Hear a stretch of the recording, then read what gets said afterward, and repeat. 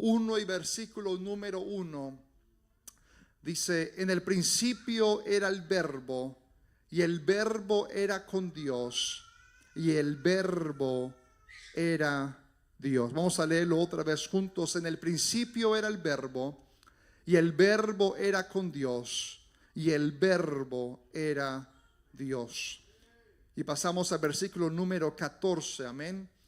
Y dice: y aquel verbo fue hecho carne y habitó entre nosotros, y vimos su gloria, gloria como del unigénito del Padre, lleno de gracia y de verdad. Amén.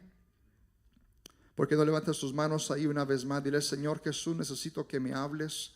Necesito, Señor Jesús, que estés aquí con nosotros.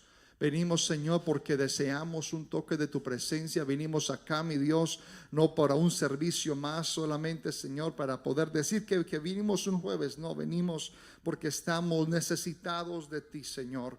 Gracias, Señor, por tu presencia. Gracias, Señor, por tu gloria, por tu Espíritu Santo, tu fuego, tu poder, tu gracia. En el nombre de Jesús, amén. Amén, amén. Te puedes colocar cómodo diciendo gloria a Dios. Aleluya.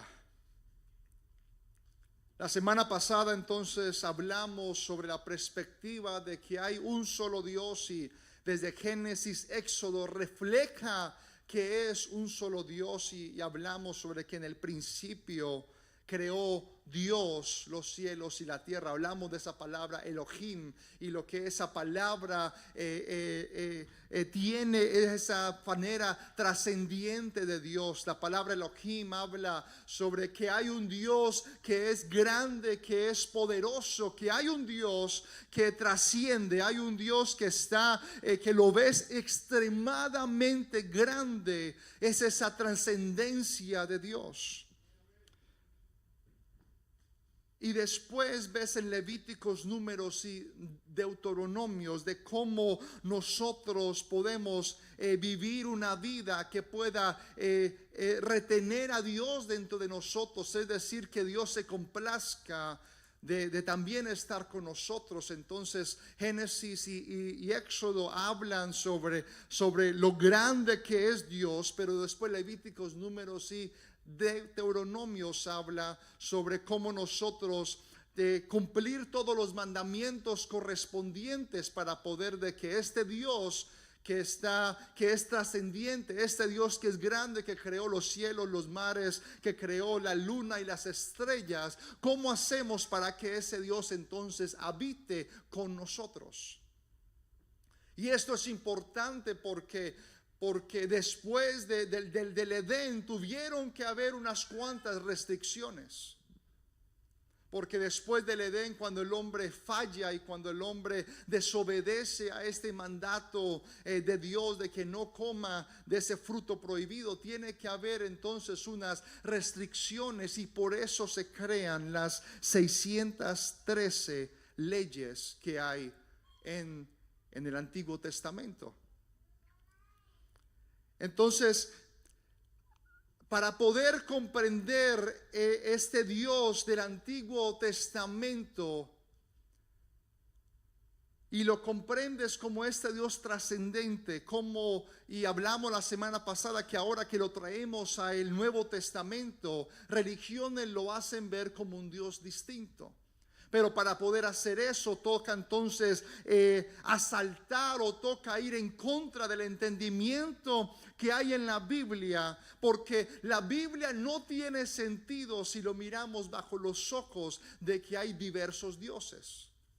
Tocaría entonces negar todo el Antiguo Testamento, pero como dijimos ahora, el Antiguo y el Nuevo Testamento se juntan para formar la Biblia. No es la Biblia el Antiguo Testamento y después otra Biblia el Nuevo Testamento. No, la Biblia es un conjunto de 66 libros en el que juntos se forman en la Biblia. Y la única forma de leer la Biblia es con la perspectiva de que hay un solo Dios. Y es con la perspectiva que podemos comprender la Biblia, porque es como tú leer un libro, pero sin saber de pronto de la intención del libro, porque entonces si no sabes de la manera, de la forma en la que el libro se compone, lo vas a entender erróneamente. Entonces, si lees el Nuevo Testamento sin leer primero el Antiguo Testamento, lo vas a leer con los lentes equivocados, porque nunca lees que en el principio creó Dios los cielos y la tierra. Y si lees que en el principio creó Dios los cielos y la tierra, y después lees San Juan 1:1 que dice: en el principio era el verbo, y el verbo era con Dios, y el verbo era Dios. Todo lo tienes que leer con la perspectiva que hay un solo Dios. ¿Cuántos dicen amén? Entonces, Dios fue muy particular en Deuteronomios en dar todas las 613 leyes, porque Él fue tan específico hasta de cómo tú debes de ir al baño. Y fue específico sobre que, mira, si yo voy a habitar con ustedes, hay unas formas específicas para vivir. ¿Y cuántos le dan gracias a Dios que no vivimos en ese tiempo? Amén, que no tenemos esas 613 leyes, amén. Porque entonces, si crees que hay ciertas restricciones en la vida cristiana, imagínate que cuando tú salgas de las aguas del bautismo te entregue un libro con 613 leyes para poder vivir. Y que si no cumple las 613 leyes, Dios no va a habitar contigo. Pero le doy gracias a Dios de que ahora no solamente nos es entregado una Biblia, pero también cuando se nos entrega la Biblia, también se nos entrega el Espíritu Santo de Dios, que habita dentro de nosotros para poder vivir lo que esta Biblia nos manda. Porque la diferencia del Antiguo Testamento al Nuevo Testamento es que los del Antiguo Testamento tenían 613 leyes, pero Dios no habitaba dentro de ellos. Dios habitaba con ellos si cumplían las leyes. Pero ahora con esta gracia, con este Jesús que viene a morir por nosotros, entonces ahora podemos vivir lo que la Biblia dice, pero no lo vivimos solos. Pero hay un Dios dentro de nosotros que nos ayuda a vivir esto correctamente. Hay un Dios dentro de nosotros que nos está instruyendo y nos está caminando para poder no fallar, sino habitar con Él.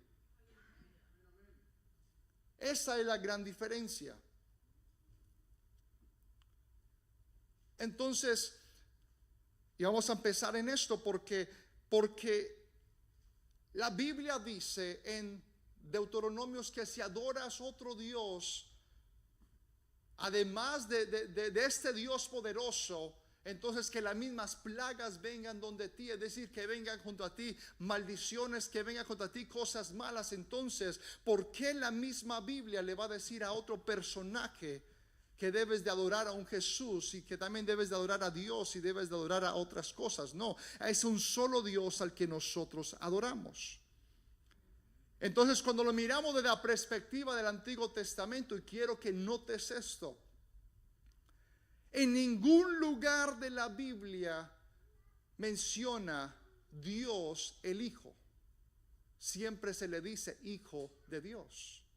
Y quiero que notes esto, porque si la Biblia diría Dios el Hijo, entonces sería un Dios diferente. Pero nunca lo menciona como Dios el Hijo, pero lo menciona como el Hijo de Dios. Y es bueno que también notes esto. ¿Por qué? Porque el concepto de una Trinidad es un asalto, o es ir en contra de la base de la Biblia. Porque no lo puedes leer bajo los lentes politeístas, pero debes de leerlo bajo la perspectiva que hay un solo Dios. Entonces, en Mateo 1:23, si lo podemos colocar, ya es aquí donde se pone emocionante, porque vamos a leer en el Nuevo Testamento cómo esto respalda el hecho que es un solo Dios. Porque muchas personas pueden decir, bueno, el Antiguo Testamento lo comprendo, pero cuando venimos al Nuevo Testamento hay ciertos puntos grises. No, porque Dios no es un Dios de confusión. Amén.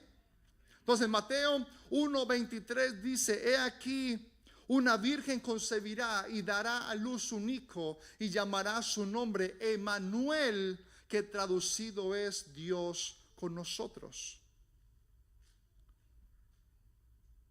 Ahí dice Dios con D mayúscula, ahí dice Dios, y esta palabra Dios es la misma palabra que está en Génesis 1:1, es la misma palabra Elohim, es la misma palabra, esta trascendencia de Dios. Entonces este Mateo 1:23 está diciendo sobre que este Dios trascendente, este Dios poderoso, este Dios que creó todo lo que vemos, ahora ese Dios está con nosotros.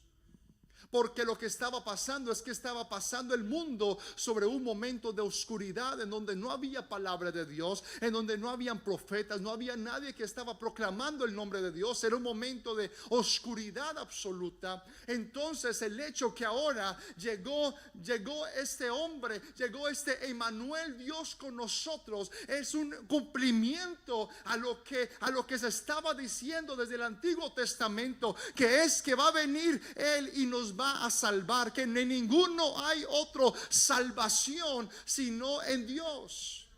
Entonces Dios con nosotros es una proclamación, porque la única manera antes que estaba Dios con nosotros era con el pueblo de Israel cuando cumplían todas las leyes. Pero ahora, de un momento a otro, ahora de esta virgen va a salir y va a concebir un hijo, y por eso se le llama Hijo de Dios. Porque es una manifestación, porque nace. No se le fue entregado, sino que nace. Y este hijo que es entonces que nace es Dios con nosotros. Amén. Entonces, esta trascendencia de Dios, ¿cómo puedes tener a un Dios tan grande y empacarlo todo en un bebé? Es lo grande de Dios, es el milagro grande de parte de Dios, porque como agarras a un Dios trascendente, un Dios tan grande, un Dios tan poderoso, un Dios que crea todo, y lo empacas dentro de un bebé. Entonces ahí venimos a nuestra primera palabra que queremos hablar hoy, porque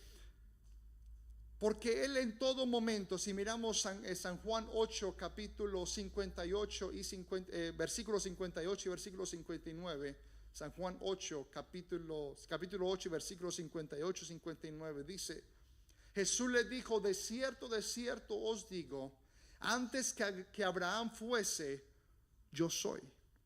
Tomaron entonces piedras para arrojárselas, pero Jesús se escondió y salió del templo, y atravesando por en medio de ellos se fue. Esto es importante porque es la primera vez que Jesús les está diciendo a ellos: mira, antes de Abraham yo soy. Y si miramos en el Antiguo Testamento, cuando Moisés fue a esta zarza ardiente y les dijo: mira, ¿a quién le digo que me está enviando? Dice: yo soy. Y cuando estos israelitas, cuando estos judíos escucharon que ahora Jesús está diciendo: antes que Abraham fuese, yo soy, le está diciendo: mira, yo soy Jehová, yo soy el Dios poderoso, yo soy. Es decir, conmigo tú lo tienes todo. Lo que le estaba diciendo y proclamando en ese momento es que yo soy, es decir, yo soy tu cuidador, yo soy tu paz, yo soy tu pronto auxilio en la tribulación. Yo soy el que estabas esperando, yo soy el que estabas buscando, yo soy el que tanto proclamabas que venía un Mesías. Pero inmediatamente agarraron piedras para poder arrojárselas. Por eso de ese momento de adelante tenía que ser cuidadoso, porque si seguía diciendo: mira, yo soy Dios, inmediatamente ya muerto. Por eso tenía que ser cuidadoso con sus palabras. Pero es sorprendente porque por fin es el cumplimiento, por fin viene este Mesías que tanto esperan. El único problema con eso es de que ellos veían que sí, nosotros queremos que el Mesías venga. El único problema es que si el Mesías viene, se nos acaba el negocio. Porque ellos, estas sinagogas, ganaban dinero por ellos seguir proclamando que va a venir un cierto Mesías y que prepárate porque este Mesías viene, Mesías viene, Mesías viene. Y las sinagogas estaban llenas. Pero si el Mesías ya está, ya no era necesario tener sinagogas. Ya no era necesario tener todos estos lugares. Por eso cuando Cristo viene por su iglesia, ya no va a ser necesario iglesias, ya no va a ser necesario templos, ya no va a ser necesario sillas, ya no va a ser necesario tener aquí batería, piano, cantantes. No va a ser necesario porque ya Cristo habrá arrebatado a su iglesia. Ya no va a ser necesario tener un jueves en la noche, ya no va a ser necesario tener un domingo a la 1:30. No va a ser necesario de eso. ¿Por qué? Porque Cristo viene por su iglesia. De la misma manera, entonces, cuando el Mesías vino, cuando Jesucristo vino, Jesús, que es su nombre, y Cristo, que es su asignación mesiánica, cuando Él viene, ellos te están diciendo: bueno, hace los milagros que el Mesías se supone que haga, sí. Vive como se supone que el Mesías vive, de una manera intachable, santo, puro, sí. Mátenlo. Hace todo lo que se supone que haga el Mesías, pero se volvió en una amenaza para ellos, porque ellos sabían que se les dañaba el negocio.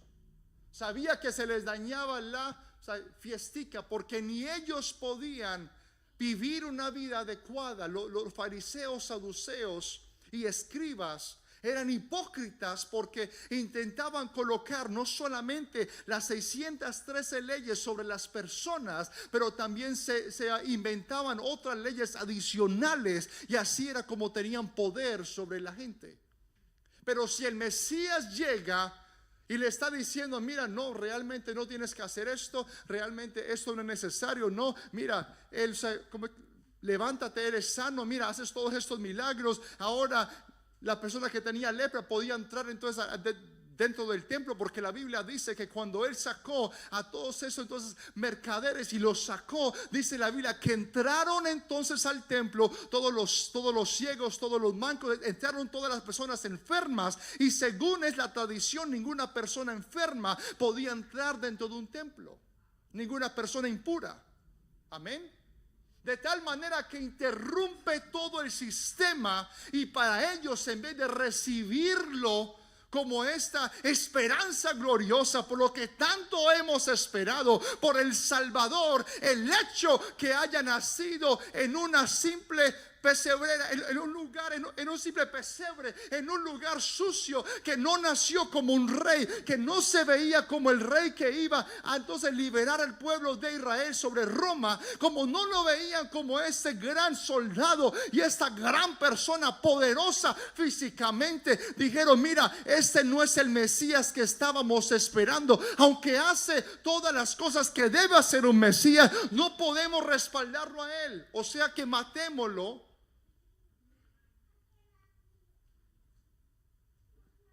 O sea que destruyámoslo, o sea que crucifiquémoslo. No era lo que ellos estaban esperando, y no era algo en el que ellos podían respaldar. Amén. De tal manera que, regresando a nuestro texto inicial, San Juan 1:1, que dice: en el principio era el verbo era con Dios, y el verbo era Dios. Esta palabra verbo se dice entonces en griego como simplemente logos, y la palabra logos significa el plan, el pensamiento. O sea que si lo leemos en otras palabras, es: en el principio era el plan era con Dios, y el plan era Dios. Desde el principio estaba el pensamiento y la idea. Pero después miramos en el versículo número 14 de San Juan 1, y dice: y aquel verbo fue hecho carne. Es decir, el plan, el pensamiento fue hecho carne. Entonces, desde el principio siempre estaba el plan de volverse el salvador también del mismo mundo y de los seres humanos que Él mismo desde el principio estaba creando. Y esto lo que nos deja saber es sobre un Dios que cuando te dio vida a ti, también te dio vida sabiendo que le ibas a fallar, y aún así te brindó la vida para poder vivir tu vida. En el principio era el verbo era con Dios y el verbo era Dios y el verbo fue hecho carne. Estaba el plan, es decir que cuando Él te creó, Él ya sabía que le ibas a fallar, Él ya sabía que te ibas a ir de pronto, Él ya sabía sobre todos tus pecados, pero aún así dijo, mira, es ahí donde vas a ver mi misericordia, porque no es lo mismo tú fallarle a Dios y regresar a Él, a que Dios saber que tú le vas a fallar y aún así crearte con el pensamiento que tú le vas a fallar.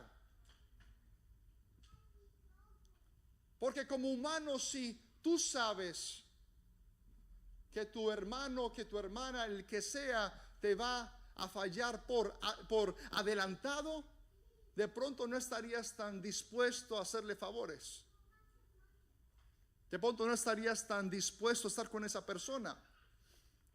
Una palabra un poco más realista. Si tú sabes que la persona con que te estás comprometiendo para poder casarte te va a ser infiel y ya lo sabes por adelantado, ¿te casarías con él? ¿Te casarías con ella? Inmediatamente, ni loco, ¿cómo se le ocurre? Horrible ese hombre. Ay, lo que me hizo. ¿Te casarías con él? ¿Te casarías con ella? Si te estás comprometiendo con alguien y ese alguien tú ya sabes que te va a fallar y aún así tú te vas a enrolar con esa persona, ¿lo harías sí o no? La mayoría diríamos no. Y si dices que sí, pues necesitas terapia. Tienes un problema. De la misma manera fue Dios con nosotros. Mientras nos estaba creando, mientras nos estaba soplando vida, ya sabía que nosotros le íbamos a fallar. Y aún así nos creó con talentos y depositó habilidades y depositó dones espirituales y depositó en nosotros grandes y gloriosas cosas, sabiendo aún así que le íbamos a fallar. Te dio las habilidades, te dio esa belleza que tanto dices, tan lindo yo, tan linda yo. Mira, mientras que te estaba creando, te pudo haber hecho feito sabiendo que tú le ibas a fallar, pero digo, mira, yo le voy a colocar hermosura, yo lo voy a hacer a mi imagen y semejanza, porque merece la oportunidad. ¿Sí me estás entendiendo hoy?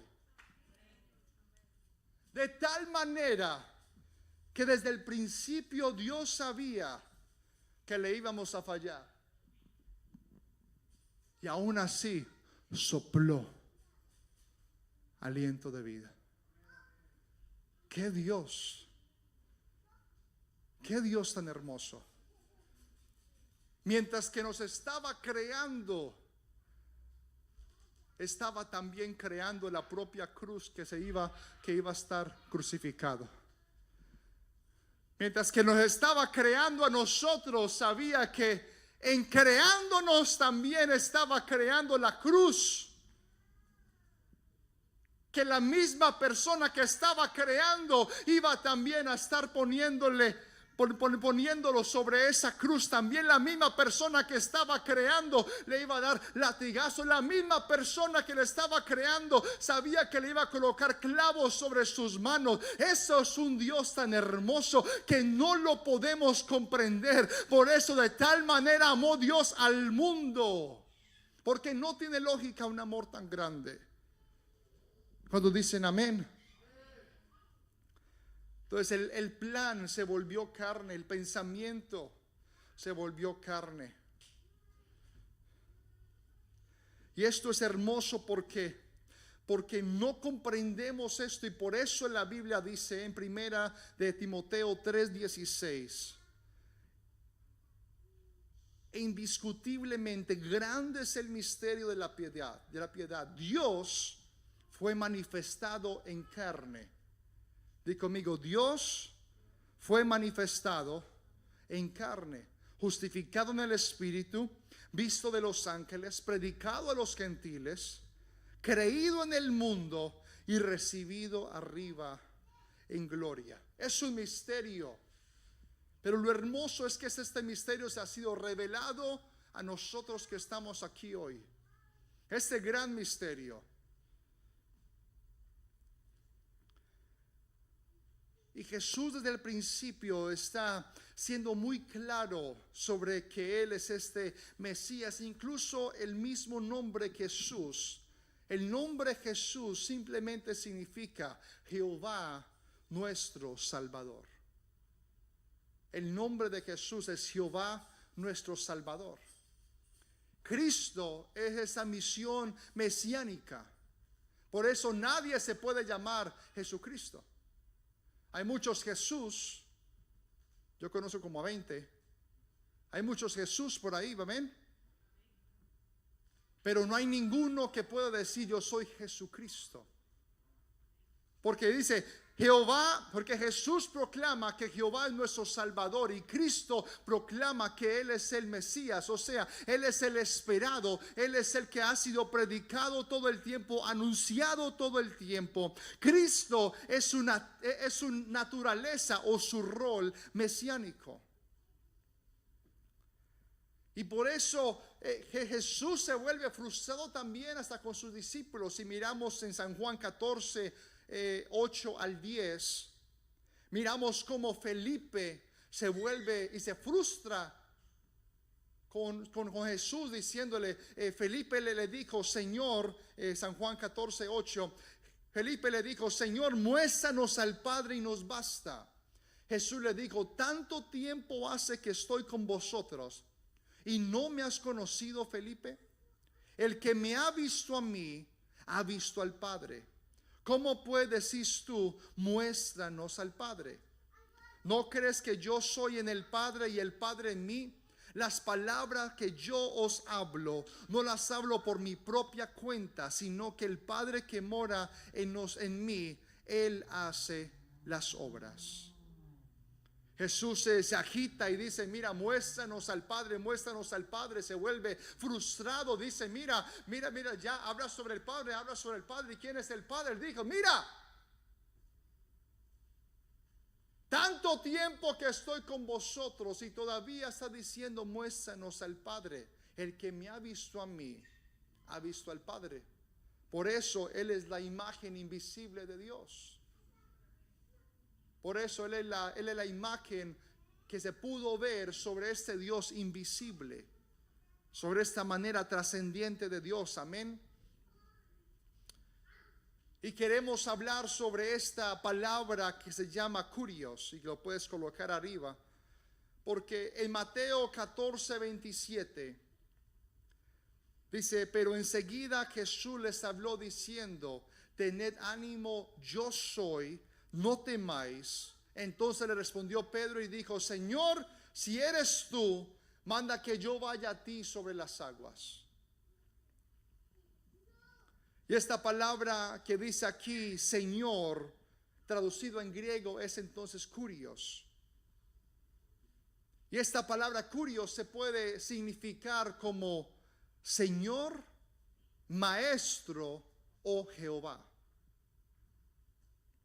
Y eso es importante porque en el Nuevo Testamento ni una sola vez se menciona la palabra Jehová. Nunca. Pero sí se menciona la palabra en griego de Jehová, que es kurios.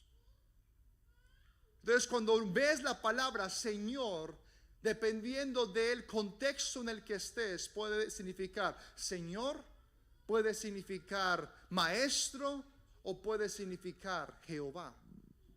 Por eso en el griego el contexto da el significado de la palabra. Por eso no podemos leer la Biblia solamente un solo versículo a la vez, pero tienes que leer el contexto del versículo, amén. Por eso la palabra ahí donde estábamos dice, tened ánimo, yo soy, no temáis. Otra vez la palabra yo soy. Otra vez esa palabra. Inmediatamente Pedro dijo, Señor, si eres tú, o Jehová, si eres tú.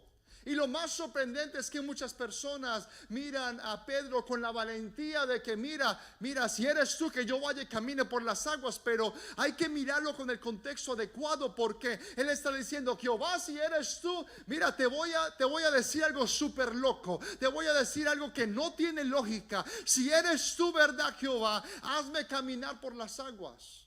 Le hace un requerimiento imposible. Le hace un requerimiento que no tiene lógica.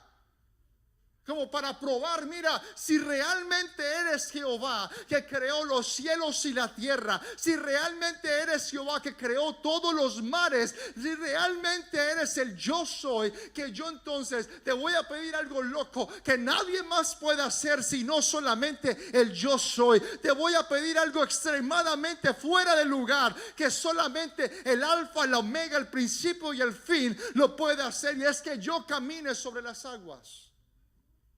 Te voy a pedir algo fuera de serie, y es que yo camine sobre las aguas. Y lo más sorprendente es que la palabra de ahí no fue, yo no sé, de pronto dice, ven. Lo único que le dice es ven. Y en algún momento tú le has pedido algo a Dios como que era loco, como que era imposible, como por simplemente miramos a ver Dios qué hace. Y Él te dice, listo. Y Él te dice un sí. ¿Alguna vez tú le has pedido algo a Dios que dice, eso es imposible hasta que Dios lo haga?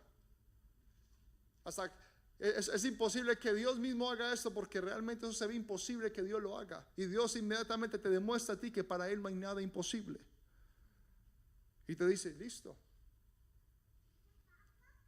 Cuando mi esposa y yo estábamos intentando poder venir acá a Estados Unidos, porque yo me casé con ella, yo era ya ciudadano americano, y cuando yo la conocí entonces en Colombia, empezamos el proceso para poder traerla acá a Estados Unidos. Y se ve un proceso demasiado natural, porque obviamente yo soy ciudadano, puedo casarme con la persona que quiera y puedo traerla acá a Estados Unidos sin ningún problema. El único problema con eso es de que mi suegro tenía llamémoslo de una manera bonita, un testimonio acá en Estados Unidos. De pronto no fue la mejor persona antes de conocer a Dios. Ahora es un pastor por más de 20 años. Pero antes de conocer a Dios, de pronto cometió unos cuantos errores. Y el problema es que Estados Unidos nunca olvida. De tal manera que cuando fuimos ante la embajada, yo le dije a él, mira, aquí estamos. Este cónsul nos dice, mira, ustedes están bien, todo parece muy bien, aunque te tengo una pregunta. ¿Qué pasó con tu papá? Y yo dije, pero ¿por qué me tenía que preguntar eso? De todas las preguntas que podía hacer, ¿por qué pregunta eso? Y por culpa de eso, el proceso se nos atrasó. Y nos tocó y nos dijeron, mira, tenemos que investigar más a fondo, porque la historia de tu papá, o sea, el papá de mi esposa, es fuerte y necesitamos estudiar el por qué entonces ahora tú me dices que él es pastor y todas estas cosas. Pero yo dije, no, mira, eso es muy complicado. La verdad es muy complicado que Estados Unidos permita que una hija de una persona que cometió esos errores entre a los Estados Unidos. Yo le dije a Dios, mira, yo sé que está loco, yo sé que realmente las probabilidades no son muy altas, pero Señor, tú lo puedes hacer. Yo creo en ti, porque si nos dijiste que que debíamos de ir para Estados Unidos, es porque tienes un propósito, un plan. Es porque tienes algo preparado para nosotros. Y quiero animar a alguien el día de hoy, porque a veces podemos ser tímidos con Dios. A veces podemos ser tímidos con Él y de pronto, es que a mí me da pena de pronto pedirle a Dios y de pronto ser de pronto como que Él piense que yo todo el tiempo le estoy pidiendo y pidiendo y pidiendo y de pronto Él, no, que pena y qué pena y qué pena y qué pena. Pero le digo, tienes que tener valentía para pedirle también cosas a Dios.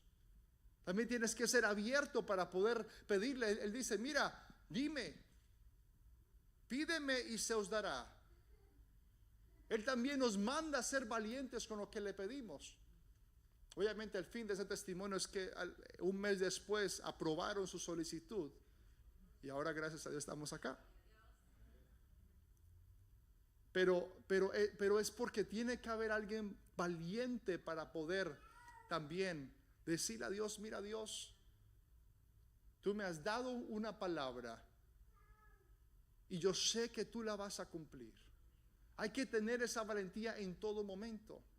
Porque en el momento en el que dejamos de tener la valentía para pedirle a Dios, se viene sobre nosotros algo que se llama duda. Y cuando hay duda, perdemos la fe. Y la fe es la certeza de lo que se espera, más la convicción de lo que no se ve. Y cuando no empezamos a ver algo, se nos pierde esta convicción de que Dios va a hacer algo. O sea que se nos pierde la fe. De tal manera que tenemos que tener valentía. Y lo que Pedro tuvo en ese momento fue la valentía, porque sabía quién estaba caminando sobre las aguas. Y era el yo soy. Sabía que era Jehová mismo el que estaba caminando por las aguas. Sabía que era este Dios trascendente que fue todo metido en este cuerpo para entonces venir y cumplir el rol de Salvador del mundo. Así que esta palabra curios es muy importante porque tenemos que leer la Biblia de acuerdo a este contexto y esta palabra, porque la palabra Señor, como te dije, puede significar Señor, Maestro o Jehová.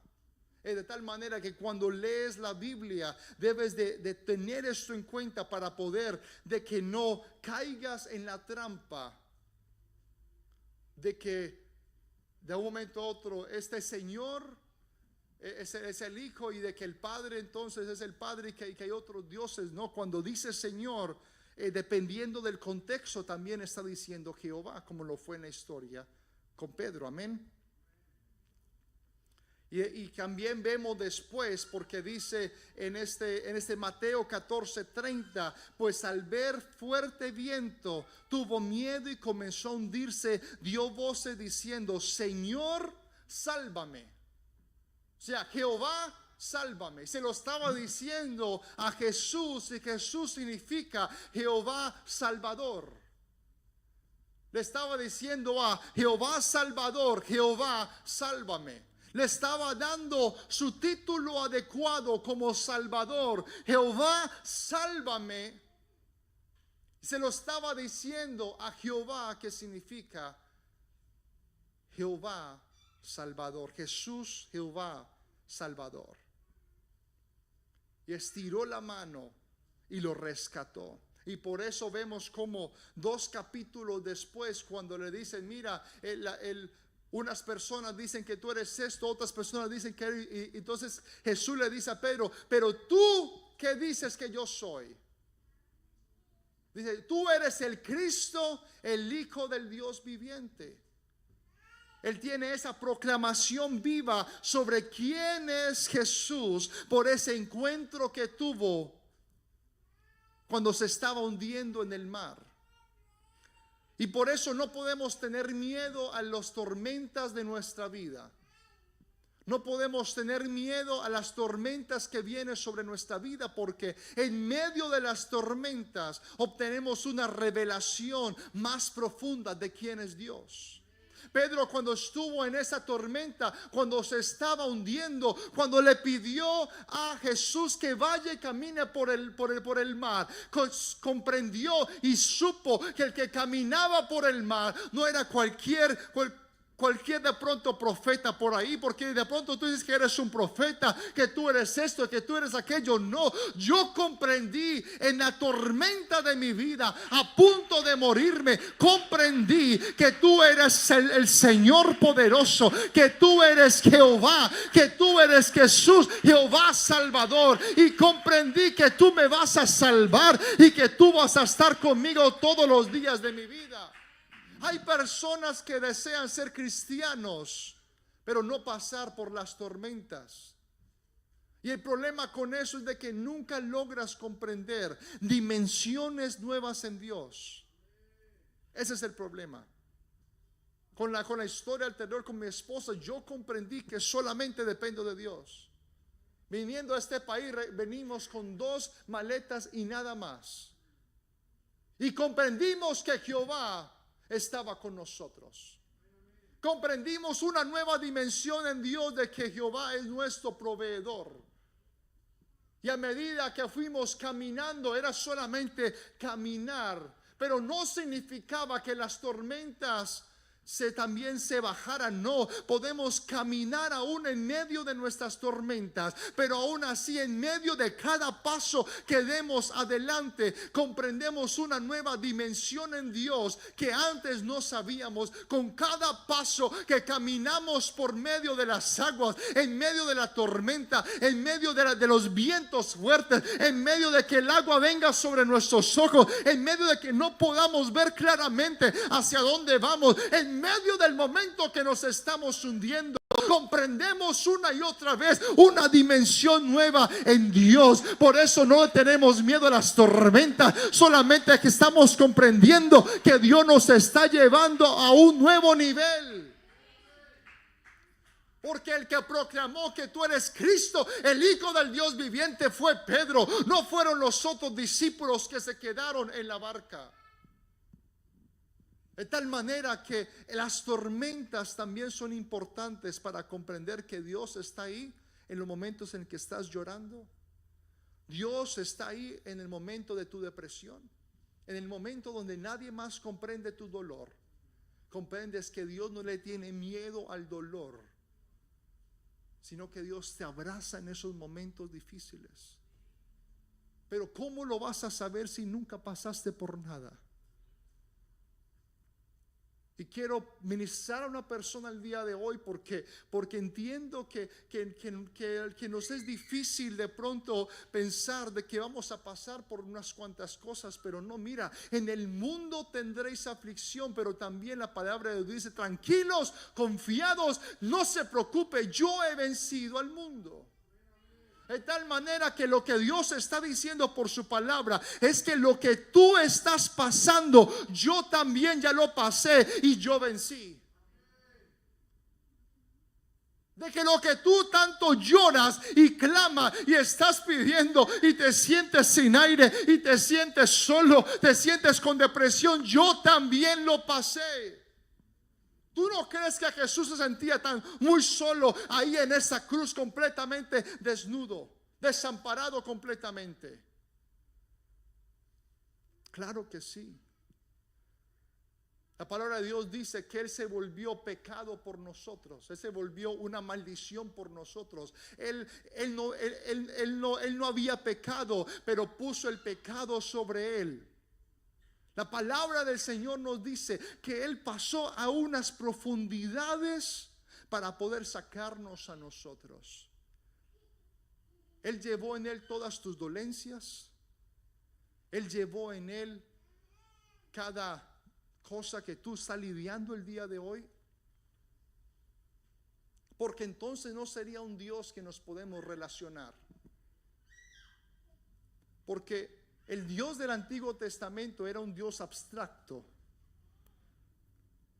Pero este Dios abstracto se volvió humano Y cuando este Dios abstracto se volvió un humano y en Él llevó todas nuestras dolencias y en Él llevó toda la carga del pecado, en Él puso el pecado que tú tenías sobre ti mismo, ahora se volvió en un Dios en el que te puede relacionar, porque Él sabe que es llorar, porque Él también lloró. Él sabe que es perder a un ser querido, porque Él también perdió un ser querido. Él sabe todas tus dolencias, porque Él también las pasó. Pero lo que nos está diciendo es: tranquilo, porque yo vencí el mundo. Y es una esperanza gloriosa que nosotros tenemos, porque no es lo mismo tú pedirle consejo a alguien que no ha pasado por lo que tú has pasado. Pero es algo que nos llena de ánimo, que le estamos pidiendo socorro y ayuda, no a un Jehová que no ha pasado por nada, que no ha sentido dolor, que ni siquiera ha sentido la muerte. No, ahora le puedes pedir a un Jesús que ahora Él pasó por la misma muerte, ahora Él pasó por momentos difíciles. Ahora sí le puedes clamar y decirle: Dios, de la misma manera que tú pasaste por algo difícil, ayúdame también a pasar por esta tormenta. De la misma manera que tú sufriste, ayúdame a pasar por mi sufrimiento. De la misma manera que tú pasaste y lloraste, ayúdame a pasar por esta depresión. De la misma manera. Tienes a un Dios en el que te puedes relacionar. Tienes a un Dios no abstracto, tienes a un Dios personal. Tienes a un Dios personal. Pero la religiosidad del mundo nos hará pensar que este Dios es tan grande que cómo tú le vas a orar. Por eso algunas iglesias dicen que la única manera de poder comunicarte por Dios es por medio de un cura, de un reverendo, de otra persona. Pero lo que Jesús hizo cuando vino a esta tierra fue rasgar el velo en dos, para que tú y yo tengamos acceso directo a su presencia. Tú no me necesitas a mí para poder orar a Dios. No, tú ahí mismo en tu casa, tú puedes levantar tus manos y decirle: Señor, te necesito. Tú no me necesitas a mí para poder que tengas comunicación con Dios. No, este Dios que es tan grande es también tan personal como simplemente decirle: Señor, ayúdame. Señor, te pido que estés conmigo. Señor, te pido que seas mi socorro. Este Dios es personal. Este Dios es personal. Amén. Qué hermoso el Dios que tenemos. Qué hermoso este Dios. Pero todos los momentos difíciles nos ayudan a mostrar una nueva faceta en Dios. De la misma manera como Juan, el apóstol Juan, también por medio de la persecución contra los cristianos, fue llevado a la isla de entonces Pasmos, y allá fue donde recibió esta revelación gloriosa que está en Apocalipsis 1:7. Y quiero enfatizar esto porque no fue hasta Hechos capítulo, te lo voy a mostrar acá, Hechos capítulo 11, que en Antioquía, que se llamaron primero cristianos. Porque antes se llamaba solamente el camino y ya. Pero en Antioquía se empezaron a llamar a ellos como cristianos. Pero ¿por qué pasó esto? Porque el emperador del momento, que se llamaba el emperador Nero, en los 64 años después de Cristo, culpó a los cristianos de haber quemado parte de Roma. Y eso es importante porque Roma no tenía problema con los cristianos o con los que decían que ellos eran el camino, porque Roma no tenía problema con los judíos, porque desde que ellos dijeran que había un solo Dios. Y desde el comienzo, cuando ellos estaban proclamando de este Jesús, Roma no intentó pararlos a ellos, porque veían a este Jesús como un cumplimiento del judaísmo, un cumplimiento de lo que debía ser este Mesías. Roma vio a Jesús también como el Mesías y como el cumplimiento de lo que se supone que será el judaísmo, de tal manera que ellos no se sintieron que eran una amenaza a este término de un solo Dios. El problema fue de que Roma pasó por un momento a donde habían plagas. Y cuando ellos pasaban por estos momentos donde habían plagas, hacían un gran festín o una gran fiesta y adoraban a sus dioses.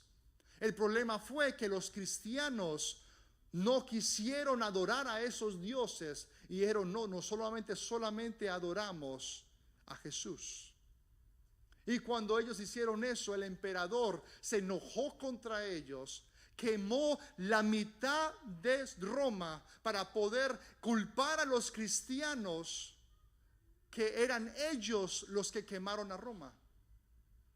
Y por culpa de eso empezó la persecución contra los cristianos. Y esta persecución contra los cristianos empezó, y ahí es a donde viene Pablo, o sea, Saulo, que después se llama Pablo, persiguiendo a los cristianos. Y por esta persecución que hubo sobre los cristianos fue que Juan fue aislado o también fue exilado hacia la isla de Pasmos. Y por él ser exiliado a la isla de Pasmos, Jesús se le revela a él. Y en Apocalipsis 1:7 dice: he aquí que viene con las nubes, y todo ojo le verá, y lo que le traspasaron, y todos los linajes de la tierra harán lamentaciones por él. Sí, amén. Yo soy el alfa y la omega, principio y fin, dice el Señor, el que es y que era y el que ha de venir, el Todopoderoso.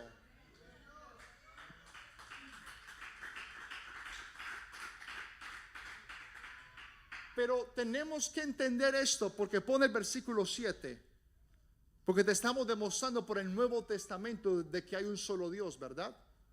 El versículo número 7 dice: he aquí que viene con las nubes, y todo ojo le verá, y los que le traspasaron, y todos los linajes de la tierra harán lamentaciones por él. Sí, amén. Los que le traspasaron. Y después dice el versículo número 8: yo soy el alfa, la omega, el principio y el fin, dice el Señor, dice Jehová, el que es y que era y el que ha de venir, el Todopoderoso. Esta revelación la obtiene Juan en la isla de Pasmos, por ser exiliado o por ser sacado o por ser separado hacia esa isla por la persecución sobre los cristianos. Por eso te digo de que todo momento difícil te lleva hacia una revelación más profunda de quién es Dios. Todo momento complicado de tu vida te da una revelación nueva sobre el yo soy el que soy. Yo soy el que soy. Jesús en su tiempo cumplió más de 300 profecías mesiánicas en su tiempo. Dicen que la probabilidad para que una persona cumpla 8 profecías mesiánicas es 1 al poder número 1000. O sea, es algo imposible, o sea, es algo extremadamente imposible. Pero el hecho de que Jesús cumpliera 300 profecías mesiánicas es importante y es algo relevante para nosotros. Por eso, cuando lees la Biblia como dijimos desde un principio, debe ser sobre el pensamiento de que hay un solo Dios, sobre la intención de que hay un solo Dios y cómo este único Dios puede ser trascendente en el principio y personal en el Nuevo Testamento.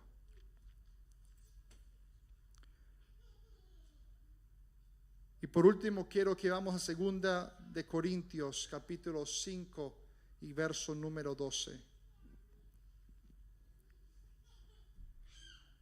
Y dice: y todo esto proviene de Dios, que nos reconcilió consigo mismo por Cristo y nos dio el ministerio de la reconciliación, que Dios estaba en Cristo reconciliando consigo al mundo, no tomándoles en cuenta a los hombres sus pecados, y nos encargó a nosotros la palabra de la reconciliación.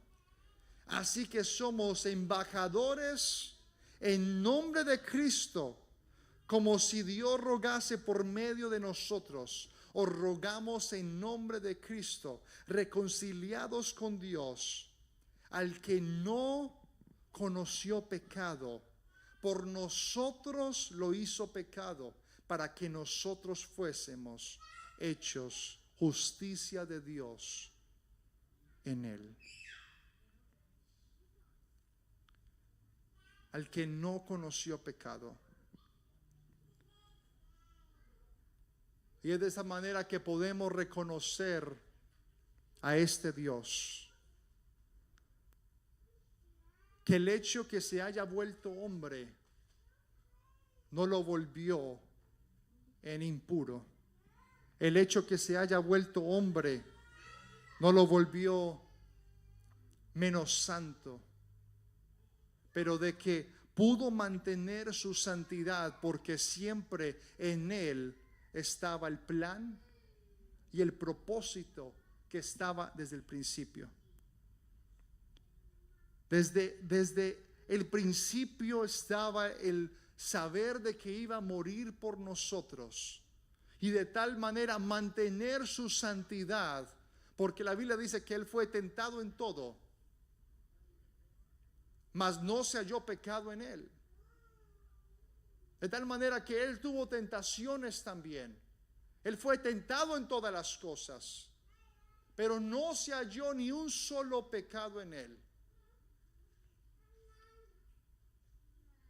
Y lo que Dios nos está mostrando por medio de su palabra es de que hay un solo Dios verdadero, de que Hijo es una manifestación de esta hermosa deidad de él, que en él estaba toda la plenitud de la deidad. En él estaba toda la plenitud. En él se resume todas las cosas. En él, en ese nombre de Jesús, se resume todo lo de nosotros, todo lo que nosotros anhelamos, deseamos y necesitamos, se resume en Jesús. La plenitud de la deidad, es decir, que cuando ahora dices Jehová Jireh, el que provee, Jehová Nisi, tú peleas por mí, Jehová Shalom, el que es príncipe de paz, tú no necesitas decir todas estas cosas, sino que en él encuentras todo lo que tú necesitas.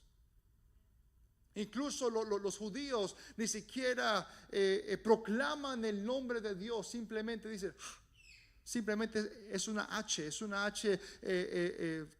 que no tiene sonido alguno, ¿no? Porque no hay una forma para tú poder describir todo lo que es Dios. Es solamente un respirar, un suspiro, es la forma en la que los judíos se refieren a Dios. Porque no hay una palabra en la que pueda referirte a Dios. Porque no hay palabras para poder describir a un Dios tan grande. No hay palabras para poder describir a un Dios tan poderoso. Pero sí se nos fue dada que en Jesús está toda la plenitud de la deidad. O sea, en Jesús se resume todas las cosas. Te voy a pedir que te coloques sobre tus pies.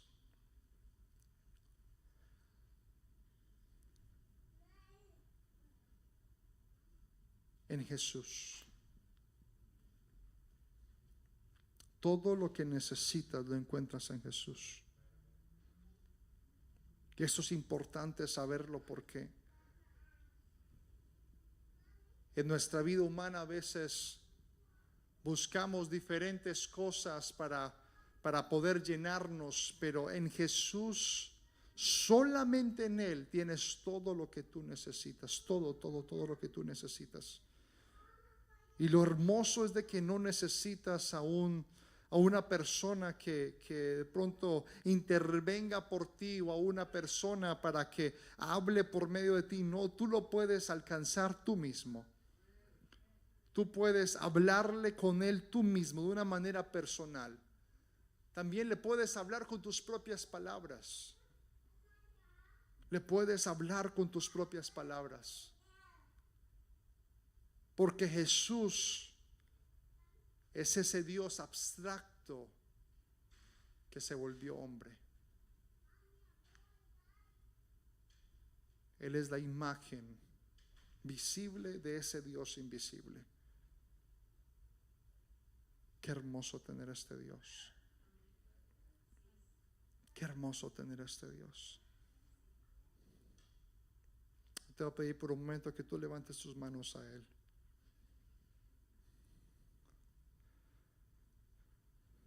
Todo lo que tú necesitas está en Él. No necesitas a nadie más, a nada más. El vacío real lo llena Dios. Intentarás llenarte con muchas otras cosas para poder llenar un vacío que solamente lo puede llenar Dios. ¿Y a dónde estás? ¿Por qué no le dices: Señor Jesús, entiendo que contigo lo tengo todo?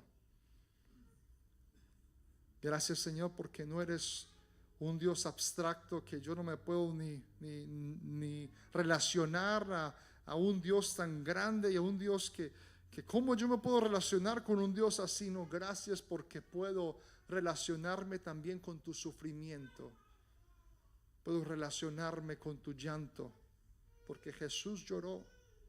Puedo relacionarme también con tu dolor. Puedo relacionarme también con el momento de desesperación. Puedo relacionarme también de que teniendo como destruir, perdonaste.